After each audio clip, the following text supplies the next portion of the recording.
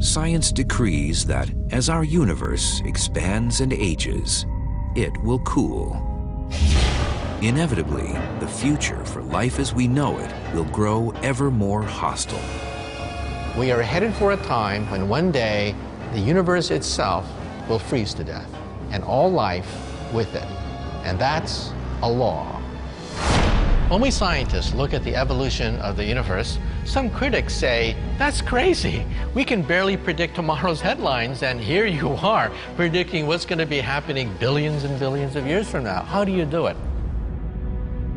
Among the tools available to scientists pondering the future are the venerable laws of thermodynamics. The first law says that total matter and energy are conserved.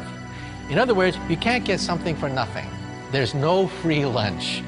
So it turns out that the total amount of matter and energy in a system can be neither created nor destroyed. The matter and energy can change forms and they can turn into one another, but the total remains the same. So for example, in this rolled up newspaper, there's a lot of energy stored in the chemical bonds of the paper. But if I ignite the paper, I can activate those bonds and I can start breaking them, and that releases energy in the form of light and heat, which you can see and feel. The total energy content is still the same, but it's being dissipated out into space. And a lot of particulate matter goes off as well, and smoke goes off. But if I were to add up all the smoke and the particulate matter and all the energy that's given off and everything total, I would get exactly the same amount of mass and energy total as I had to begin with. They simply changed forms.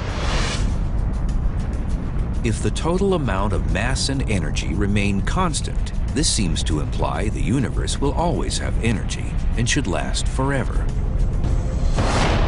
But the second law of thermodynamics crushes this notion.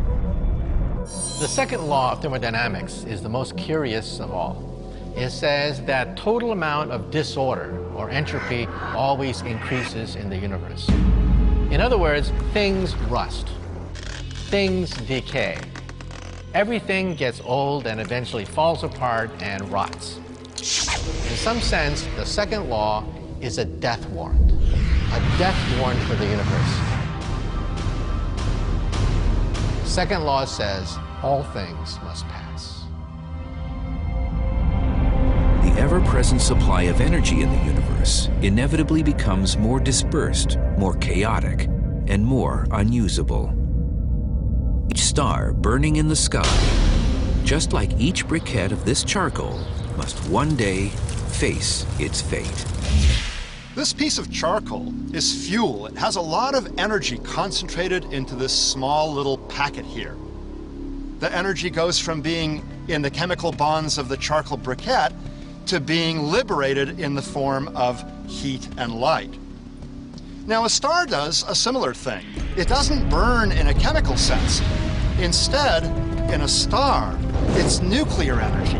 The nuclei of atoms are being forced together, fusing them, creating new nuclei, and in the process, transforming some of that matter, some of that mass, into the radiated energy that we see and we feel. And the same process is going on in all the active stars in the universe. Now, as this charcoal is burning, the fuel is getting used up, and you can actually see that. It's turning into a gray color, it's turning into ashes. In a similar way, stars use up their fuel.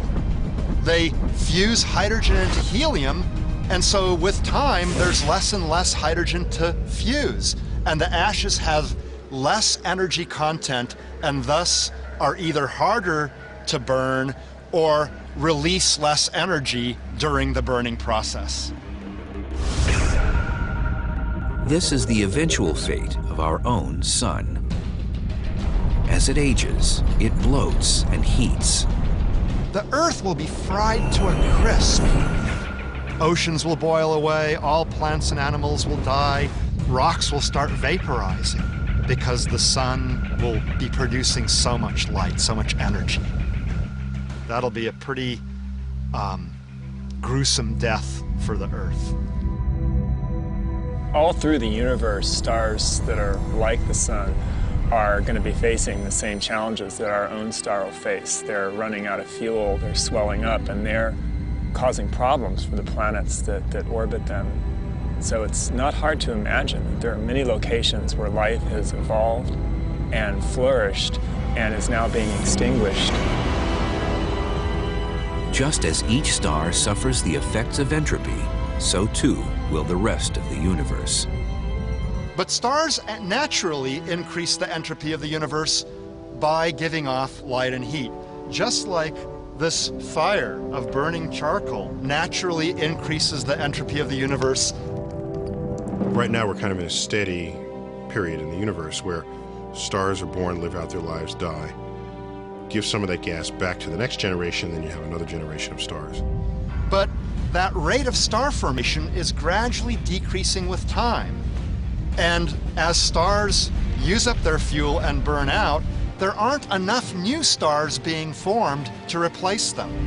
But the moment we run out of gas to make new stars, it means for every dead star in the rolls, in the ranks, there's not a star to replace it. And so that's a bad situation to be in the day that happens. So effectively, galaxies, giant collections of stars, are growing progressively dimmer with time on average. And eventually, when the universe is something like 100 trillion years old, there will be essentially no stars still shining. The universe will be cold and dark indeed.